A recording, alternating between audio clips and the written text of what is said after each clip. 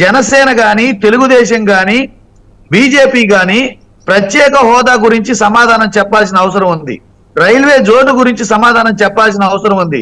YCP party వాళ్ళ మాటలు ఎలా ఉన్నాయంటే, అసలు ఇప్పుడు వరకు పరిపాలన వాళ్ళది కాదు, ఎవరో పరిపాలిస్తున్నట్టు, ఎవరో రాష్ట్రాన్ని పాలించినట్టు మాట్లాడుతున్నారు.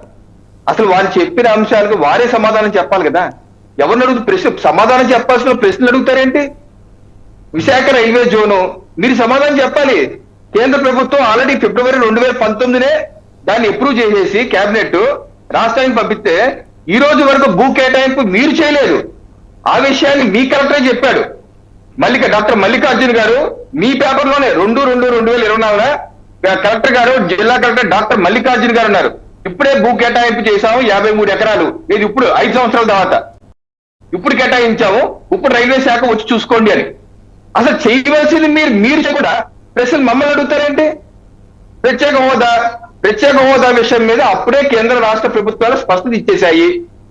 ప్రత్యేక హోదాకు బదులుగా ప్రత్యేక ప్యాకేజ్ ఇస్తామంటే రాష్ట్ర ప్రభుత్వం అసెంబ్లీ తీర్మానం చేసి కేంద్రానికి పంపితే కేంద్ర కేబినెట్ దాన్ని ఆమోదించి ప్రత్యేక ప్యాకేజీని కూడా రిలీజ్ చేసి ఇటీవల జూలై 2022లో కూడా పార్లమెంట్ ను జీవీఎల్ నరసింహారావు ప్రశ్నిస్తే అప్పటి వరకు 7,792 కోట్లు ఇచ్చాము.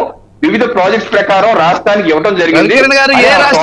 లెక్క వివరాలు మొత్తం ఎక్సెల్ షీట్ లో అలాగే పారిశ్రామిక రాయితీలు కూడా 2015 నుంచి 20 వరకు 30% రాయితీలు కూడా ఇవ్వడం జరిగింది.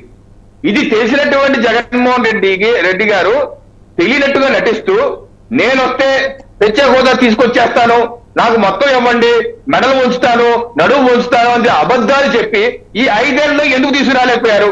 తీసుకురాకపోతే రాజీనామాలు ఎందుకు చేయలేదు? ప్రతిపక్షంలో ఉన్నప్పుడు రాజీనామాలు అవిశ్వాస తీర్మానాలు పెట్టారు కదా, మీరు ఎందుకు ఇప్పుడు రాజీనామాలు అవిశ్వాస తీర్మానం పెట్టలేదు? ఎందుకంటే రాజకీయ ఉపాధి, ఇందాక వారు అన్నట్టు ప్రత్యేక హోదా అనేది ఒక రాజకీయ ఉపాధిగా మార్చుకొని రాజకీయంగా ఓట్లు తట్టుకొని ప్రజలు మోసం చేసే కార్యక్రమం తప్పితే మరోదేం కాదు. అలాగే ఏమన్నారు మీరు ప్రతిపక్షంలో? అమరావతిని చంద్రబాబు నాయుడు గారు నిర్వీర్యం చేశారు, ఆయన కట్టలేకపోయాడు, నాకివ్వండి నేను కడతాను అన్నారు. ఏం కట్టారండి? ఇందాక మీరు అన్నారు మాటలు మారిస్తే లీడర్లు ప్రజలు గుర్తుపెట్టుకుంటారని. ఎవరు మార్చారు మాటలు? 2019 ముందు ప్రతిపక్ష నాయకుడిగా మీరు అంతకన్నా అద్భుతమైన కర్త అని చెప్పి ఈ రోజు కేంద్ర ప్రభుత్వం సహకారం కూడా తీసుకోకుండా పక్కన పడేసింది మీరు కాదా? అసలు కట్టన అమరావతికి మీరు పెట్రోల్ డీజిల్ సెస్ ఎందుకు తీసుకుంటున్నారు? అమరావతి సెస్ లీటర్ 4 రూపాయలు ఎందుకు తీసుకున్నారు మీరు సెస్? అసలు కట్టన అమరావతికి